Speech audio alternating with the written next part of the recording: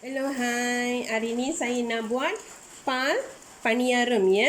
Yang ni buat daripada susu kelapa ya. Kelapa segar ya. Tapi dia ada 2 step ya. Sekarang saya nak tunjuk step by step dengan bahan dia sekali ya. Okey, sekarang saya nak tunjukkan bahan dulu. Saya ambil gula perang ya. Kalau siapa suka gula putih tu terpulang pada masing-masing ya. Saya tak suka gula putih, sebab tu saya avoid pada gula putih, saya gunakan gula perang. Dalam 3 cawan gula perang ya. Yang ni biji ulenda saya ambil 1 cawan ya. 1 cawan terpulang pada masing-masing ya. Cawan mana pun tak kisah, ukuran kena tepat dengan sama ya. Saya ambil ulenda 1 cawan. Beras saya ambil 1 cawan. Yang ni kena rendam selama 4 jam ya. 2 ni mesti kena rendam selama 4 jam ya. Lepas dah cuci kena rendam ya. Garam secukup rasa. Yang ni serbuk pelaga 1 sudu kecil. Santan saya ambil 2 liter ya. Santan segar saya ambil 2 liter ya. Mesti kena ambil santan segar ya. Kalau siapa tak dapat santan segar, boleh gunakan santan kotak. Tapi dalam 1 liter santan kotak tu kita tuangkan air lagi 1 liter ya. Baru dia sama ya. Okey, sekarang saya nak tunjuk step by step dulu. Okey, sekarang saya dah cuci dalam 3 kali. Lepas tu saya dah siap rendam ya. Tunggu dalam 4 jam. Okey, sekarang dah cukup 4 jam. Nanti saya nak kisar ya. Okey, sekarang saya nak tunjukkan step nombor 1. Santan ni jangan masak ya. Dia tak boleh masak. Saya buat paniyaram ni, santannya tak boleh masak ya. Okey, saya nak masukkan 3 cawan gula. Kalau siapa nak kurang manis, boleh kurangkan. Kalau siapa nak manis, boleh tambah lagi setengah cawan ya. Untuk saya memang tepat ya. Okey, lepas dah kacau ni, kita nak masukkan garam dengan serbuk pelaga. Okey, sekarang saya nak masukkan serbuk pelaga dalam 1 sudu kecil ya, ataupun 1,5 sudu kecil. Kalau siapa suka bau ni ya, boleh tambah lagi setengah sudu ya. Saya buat 1 sudu sahaja. Okey, lepas ni saya nak masuk garam sikit.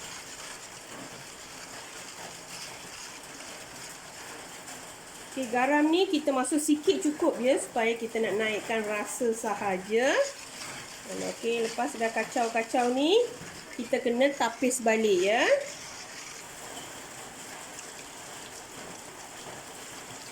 Mesti kena tapis ya. Okey, sekarang biar ketepikan dulu ya. Step nombor 1 dah siap. Okey, sekarang saya nak kisar dengan halus ya. Mesti kena kisar dengan halus. Jangan tuang air banyak sangat dia. Kena sikit sahaja. Kita buat biji macam idli ya. Okey, saya tuang air sikit saja ya. Okey, dah cukup. Dalam 50 ataupun 25 ml pun memang dah cukup ya. Okey, dia kena betul-betul macam ni ya. Tengok nak macam butter ya. Betul-betul nak jadi butter. Cara saya buat ni memang cukup tepat ya. Cukup tepat. Okey, ikut cara yang saya buat. Mesti kena blend halus sangat ya. Okey, sekarang dah siap. Saya dah kisar. Lepas ni saya nak pukul ya. Dia pukul dalam 3-4 minit macam tu ya. Mesti kena kita pukul sampai nak jadi tepung ni nak ringan ya. Tepung tu mesti kena jadi ringan. Okey, sekarang saya nak masukkan garam secukup rasa ya. Okey, lepas tu kita pukul sampai dia batu. Okey, sekarang saya nak tuangkan minyak untuk goreng ya. Okey, sekarang tunggu sampai minyak ni betul-betul nak panas ya. Okey, sekarang saya nak goreng ya. Sekarang saya nak goreng. Cara goreng dia, okey, kita tepikan air ya. Air kita nak basahkan tangan kita dulu. Lepas tu kita ambil bulat-bulat dia. Bulat-bulat kecil-kecil ya. Dia tak boleh besar ya. Dia kena kecil-kecil. Ataupun gunakan spoon ya. Sudu pun boleh. Okay, yang paling tips ya saya bagi, masa kita nak masukkan tepung ni, dia mesti dia tak boleh lekat ke bawah ya. Kalau dia melekat dekat bawah, maksudnya tepung ni tak cukup air ya. Jangan air kalau terlalu banyak pun tepung tu dia tak akan jadi macam yang saya buat dia. Mesti kena tepat. Jangan tuang air banyak sangat, itu yang paling penting.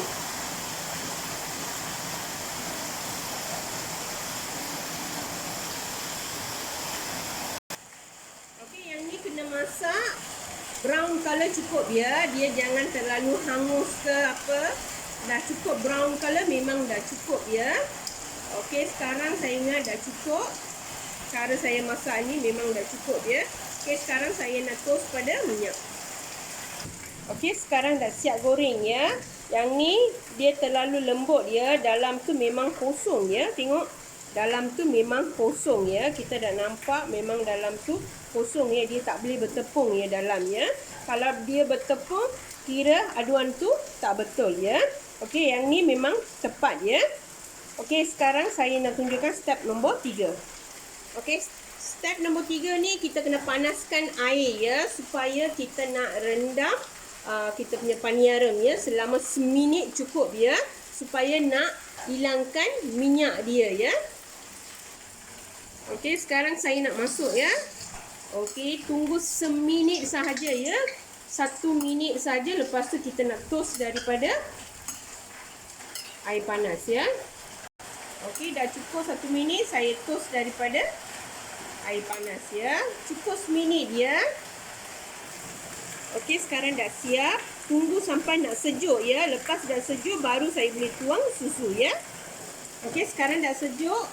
Sekarang saya nak masukkan santan yang tadi saya buat ya. Dia kena ada santan banyak baru dia sedap ya. Sebab tu saya gunakan 2 liter.